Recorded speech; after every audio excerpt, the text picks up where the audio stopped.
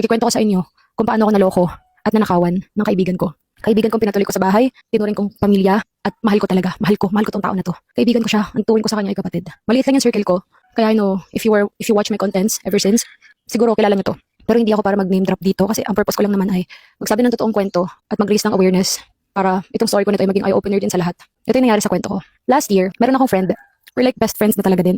High school friend ko siya, her name's Melody. Melody, we've been friends for like, I don't know, siguro 8 years or 7 years. Ang tagal na rin namin friends sa Melody. Sinubok na kami ng panahon. Mahal na mahal ko yung tao na yun. Friends talaga kami.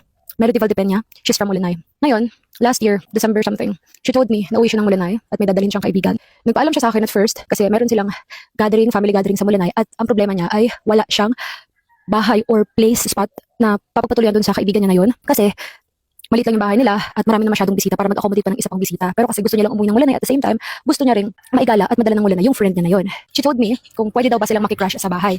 Sa heart ko, okay lang sa akin. Pero bago ako magdesisyon, tinanong ko yung kapatid ko, okay lang ba na tumira si Melody dito kasama yung friend nga niya, si ganyan. Sabi niya sa akin, si Melody okay lang, pero yung friend niya hindi kasi hindi ko naman yan kilala at hindi mo rin yan kilala. Sabi ng kapatid ko sa akin. Sabi ko, I met her once pero isang gabi lang yun sa bar, pero we're not friends.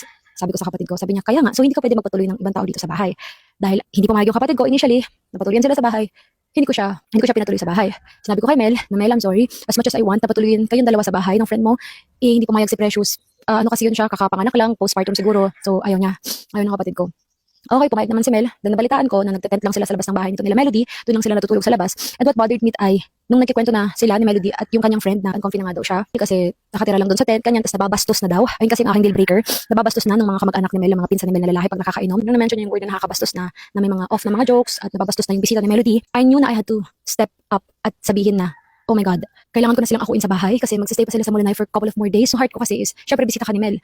Ayoko naman na uncomfy yung bisita ni Mel kasi magre-reflect yun kay Mel at yung first experience mo dito sa Mulanay kasi first time niya nga dito sa Mulanay, yung friend ni Mel. Pero si Melody kasi, she is from Mulanay, Quezon din. Okay, putulin na muna natin. No?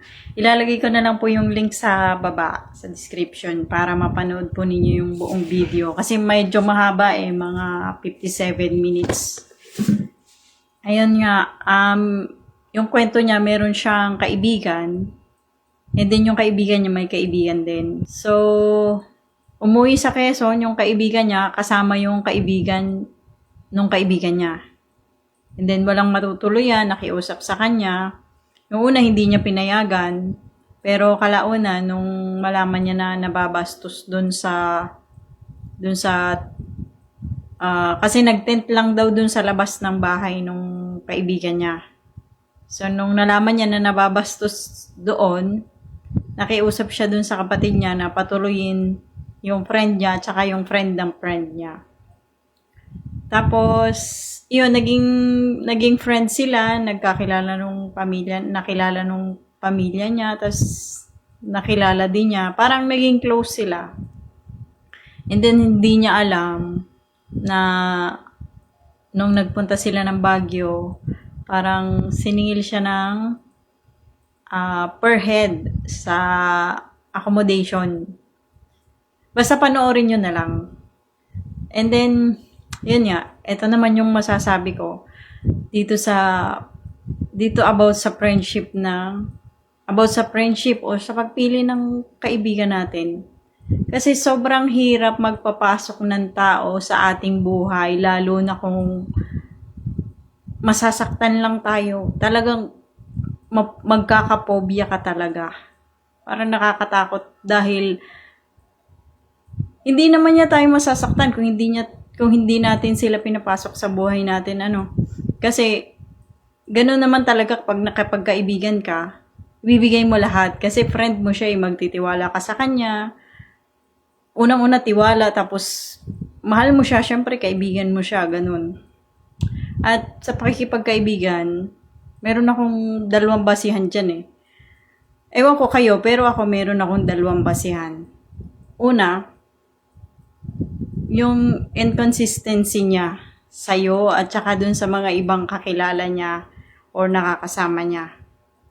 Pag sinabing consistency, yung kinikwento niya sa'yo, parehas dun sa kinikwento niya dun sa ibang mga tao na kakilala mo.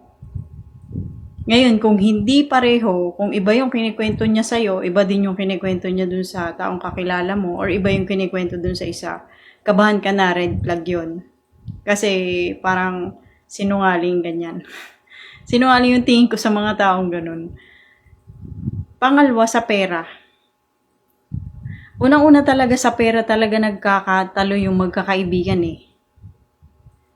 Kasi kapag hindi ka mapagkakatiwalaan ng kaibigan mo sa pera, wala talaga yan.